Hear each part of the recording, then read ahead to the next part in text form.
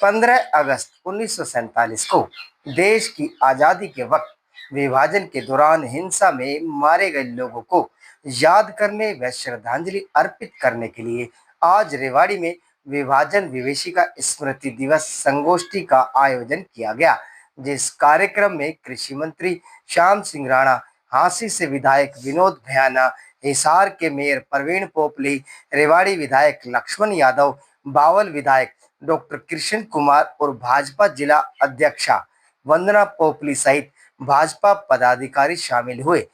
इस संगोष्ठी में वक्ताओं ने कहा कि आजादी के लिए हिंदुओं ने धर्म की रक्षा और देश के लिए बलिदान दिया।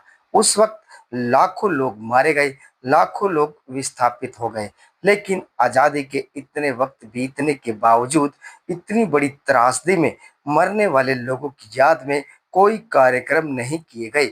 उन लोगों के बलिदान को भुलाया नहीं जा सकता, लेकिन भाजपा ने उस दर्द को समझा और बलिदान देने वाले लोगों को याद करने के लिए 2021 से हर वर्ष उनकी स्मृति में कार्यक्रम किए जाते हैं। साथ ही पत्रकारों से बातचीत करते हुए कृषि मंत्री श्याम सिंह राणा ने कहा कि ट्रंप की भारत में दादागिरी नहीं चलेगी। क्या रूस से तेल भी ट्रंप से पूछकर खरीदना पड़ेगा?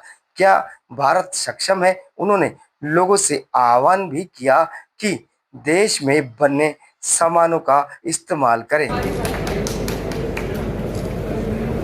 स्वागत में सम्मान करेंगे।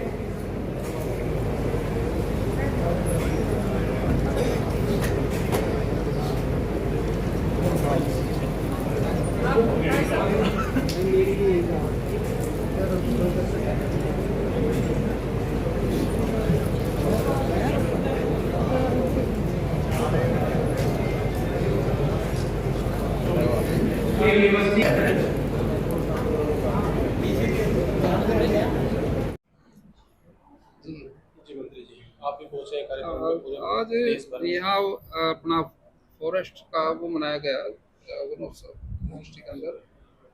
मैं वहाँ आया था और वहाँ पर बहन जी से संपर्क हुआ, जिलाध्यक्ष जिन्होंने निमंत्रण दे दिया। भी रेवाड़ी के अंदर हम हर साल की तरह तो 1947 की याद जिन्होंने कुर्बानियाँ दी उनको याद करेंगे। आया और हमारे विधायक जी इसको याद की और इन्होंने वो सारी चीज़ें 1947 में जो घटनाएं घटी और मैं समझता हूँ उसके साथ साथ जो जम्मू कश्मीर के अंदर जो बात हुई वो भी आप जानते हो गई। पाकिस्तान की सेना ने ग्वालियर के रूम को कब्जाया और हिंदुस्तान का जो सेना थी वहाँ के राजा हरी सिंह जी की उन्होंने देश के अंदर विलय किया। उसी आधार पे फिर हमने कोशिश करके उसको छुड़वाया, 75% छुड़वा पाए। फिर यूएनओ के अंदर केस चला गया। वो कांग्रेस की गलती के कारण ही ये ऐसा अब तक समस्या खड़ी है। अगर सरदार पटेल जी की बात मानी होती तो वो समस्या न होती। तो कांग्रेस की वजह से हुई है उस समय की मिशन तो आज उसको गए, लेकिन ऐसी घटनाएं देश में दोबारा ना घटे इसलिए हमने सजग सतर्क रहना चाहिए। और आज अमेरिका के राष्ट्रपति का भी बयान है जो ट्रंप जी का, कहते हैं अभी रशिया से तेल खरीदते हैं। अब ये व्यापार भी उससे पूछ के करना पड़ेगा कि कल को तो कहेगा अभी हिंदुस्तान के छोरे के रिश्ते कहाँ होंगे वो भी मेरे से पूछ के करो। ऐसा संभव नहीं है क्योंकि हमारा देश आप जानते हो भी पूर्ण तौर से अपना सक्षम है। हम कहते हैं अभी जैसे प्रभुसत्ता हमारी अहम कैसे रहेगी, हम अपने फैसले आप करेंगे।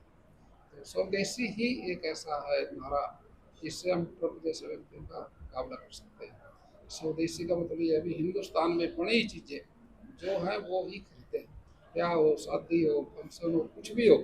हमने भारतवर्षियों को 140 करोड़ इस बात का ध्यान करना पड़ेगा, अपने देश की बड़ी चीज स्वदेशी का हम प्रयोग करें ताकि हम दुनिया के देशों का मुकाबला कर सकें और हिंदुस्तान की अर्थव्यवस्था एक बना सकें। मंत्री जी, विदेश की आप बात कर रहे हैं। देश के अंदर राहुल गांधी कल एक लिस्ट जारी करते हैं जिसमें बोलते हैं कि प्रधानमंत्री वोट चुरा करके प्रधानमंत्री बने। 25 से 35 सीटों पर उन्होंने बताया 25,000 के खर्च से। देखिए वो उस पे इतना तो आप भी जानते हो सारी चीजें ये चलते रहती हैं। हरियाणा के अंदर भूपेंद्र सिंह हुड्डा का भी आज बयान सामने आया। वो कह रहे हैं कि सरकार को, जो हरियाणा सरकार है, उनको हुड्डा नाम से दिक्कत है। नहीं, उनका नाम से तो कोई दिक्कत नहीं, उसकी पार्टी वालों को दिक्कत हो सकती है, प्रदेश को तो नहीं। मंत्री जी भी आप विदेश की बात कर रहे थे। विदेश नीति भारत की जग जाहिर है कि बहुत बढ़िया है, सरकार की तरफ से जारी होते हैं, लेकिन टैरिफ 25% एकदम से बढ़ा दिया गया।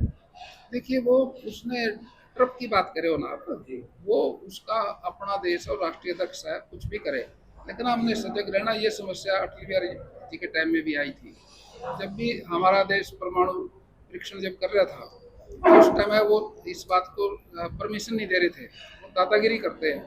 अब देश ताकतवर कैसे होगा, वो तो हमने सोचना ना, हमारे देश के नेताओं ने सोचना, और हम अपने देश की सुरक्षा के लिए, मजबूती के लिए कुछ भी करेंगे, स्वतंत्र है हम, अमेरिका की बात थोड़ी मानेंगे। अभी वो किसान अध्यक्ष यहाँ पे गुरनाम सिंह चढ़ूनी यहाँ पहुंचे थे। अभी भाजपा ने हाल ही में पैसे डाले किसानों के में, खातों में जो पैसे आए हैं, उसको लेकर के बयान देके गए हैं कि ऊँट के मुंह में जीरा।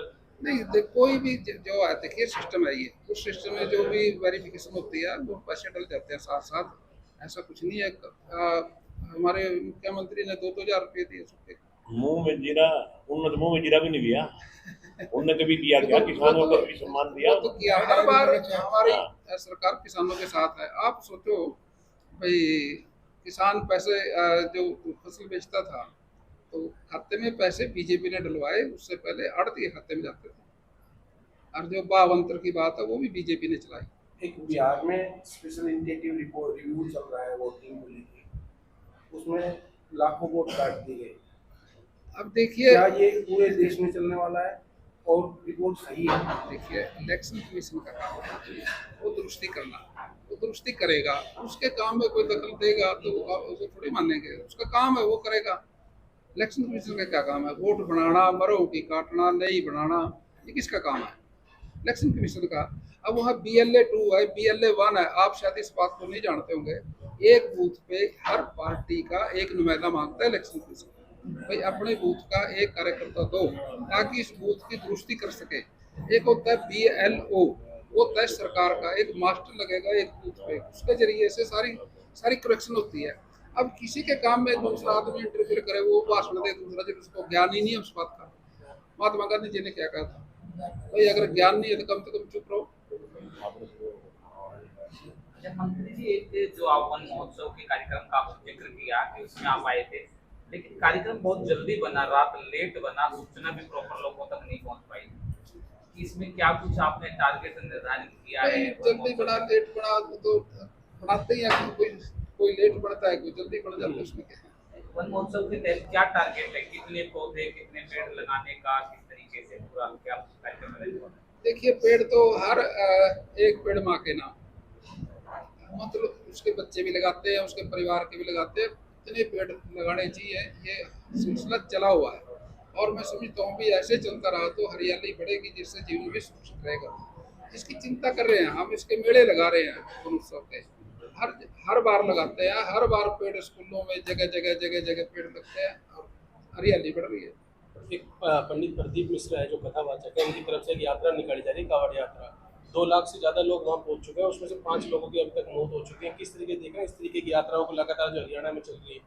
देखिए यात्रा तो एक भावना की बात है, ये बहुत लोग आस्था रखते हैं, और यही देश है, यही बात है इस देश की, भारतवर्ष की।